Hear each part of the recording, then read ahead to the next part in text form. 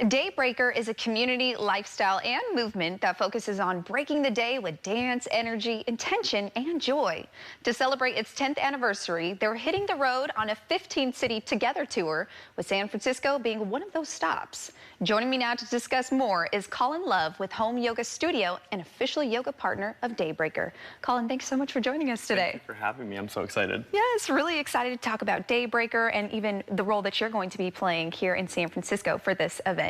Before a lot of our viewers have maybe never heard or participated in Daybreaker, can you give us some details on what it is? For sure. Daybreaker is a mindfulness and wellness event. They operate on a global scale and actually have worked in 31 different countries. But essentially bring yoga and dance to these different cities to bring people together through the idea of community and connection. And as you said, intention setting. And it's a sober event, so it's a safe space for all bodies and beings, all walks of life. Even for those of us who have never done yoga before, it's a judgment-free zone. I love that. So judgment-free, alcohol-free, it's community-centered. Anybody, everybody is welcome. Sounds like a pretty amazing place to be. It is. And it's kicking off in San Francisco. Yes. So again, it's happening this weekend, but what can people expect at the event this weekend? Because I know you'll be there as well. Well, let's hope sunshine in San Francisco. You never know, but we've been getting lucky lately. Yeah, so we start our mornings off with a grounding session, and this is just a way for us to really drop in and connect again as a community, and then we dive right into yoga. And the yoga is usually accompanied with live music. Some very talented artists are featured. It's a 60-minute session, and it's, again, for everybody. So if you've never done yoga before, it's actually a really great place to try it out, because like I said, it's a judgment-free zone. And then after our yoga, we clear out our yoga mats, we head to the dance floor, which is where we do our yoga, and we bring out a DJ, and we boogie. You just boogie for the rest of the day, right? Yes, exactly. So it sounds like a lot of intention, a lot of joy, like you said, some good yoga, so there's exercise in there. But what really stands out to me is just the dancing and the love for community within this event. For you, personally, what does it mean to be able to participate in this year's event in San Francisco? It's amazing. You know, we've, as our yoga studio Haum, have done quite a few Daybreakers, and we've been collaborating with them for the last year and a half now. And it's an honor just because since I've moved to San Francisco, my favorite part about it is this idea of camaraderie and that we all belong here. Like, there's a lot of pride in this space, and I think that is in line with the self-expression that you experience at Daybreaker. So getting to be a part of that experience with everybody is so magical, and again, like, who doesn't love to dance? Right, who doesn't love to dance? Especially within a community, and everybody's kind of on that same wave, just trying to find that joy, that partnership with one another. And specifically, I'd love to talk about Haum Yoga.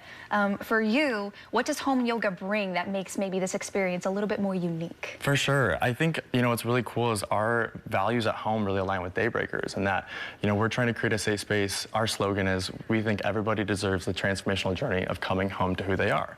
So that experience of stripping away all the stories that we develop as we age and coming back to our body and our breath and our mind and just connecting with each other. And so being able to do that on a larger scale at Daybreaker is amazing. Getting to do it outside with strangers, it's really special. And it's also one of those things where, you know, you may go in feeling a bit apprehensive, especially in the wellness space. With yoga, it can be very intimidating. All that's thrown out the door. People are in sequins, cheetah print leggings, glitter on the cheeks. Like, it is a party. I love that. Yeah. And as a yoga instructor and somebody who works with yoga, you mentioned something that's interesting to me. You said oftentimes it can be intimidating to a lot of people. I know I've experienced that before, walking into a yoga class and never having that experience. But maybe what are some tips to kind of break down those feelings of anxiety?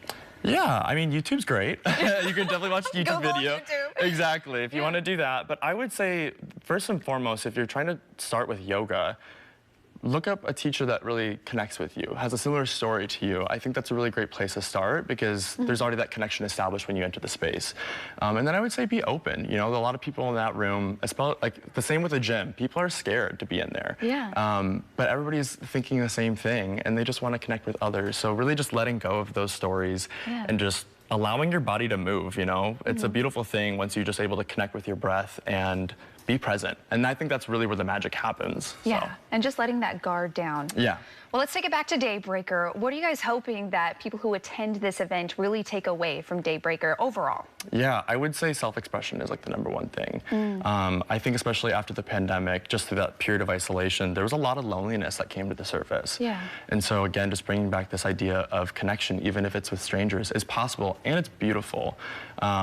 if I may share a quick story, the last Please. Daybreaker that I was at, I connected with a woman who was 74 years old.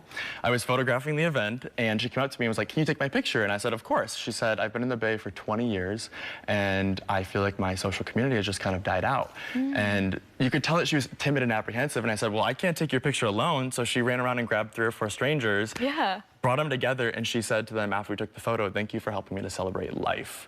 So it's like, I really want everybody to be able to experience that, celebrating life and just connecting with one another. Oh my gosh, that's a beautiful story too. It gave me the chills a little bit, and I could tell that that probably meant so much to her. Yeah. Yeah, and she was Amazing. decked out. She had a flower crown and everything. It was gorgeous. Amazing. Well, one more time, some of the details of this weekend's event. That way people can participate. Absolutely. So it's at Menlo Park, California. It's from 10 a.m. to 1 p.m. The dance party is from 10 to 11, or excuse me, yoga is from 10 to 11, and then we start the dance party shortly after that. So if you can't make it to yoga, that's totally fine. You're welcome to join for the dance party. And it is a free event. So not all Daybreakers are free, but because we're kicking off the 10-year Together Tour celebration, this one's free. There'll be breakfast, coffee, snacks, and other exciting things to really stimulate us and get us going. So amazing. Okay, yeah. so and even if, like you said, even if you don't make one part of the event, you can still show up late or show up with your friends. Yes. Come one, come all. Drop on by. Just make sure you register beforehand at daybreaker.com. Wonderful. Well, Colin, thank you so much for joining us here today on Live in the Bay. We really appreciate it. Thank you so much. We'll have a lot of fun. Of course.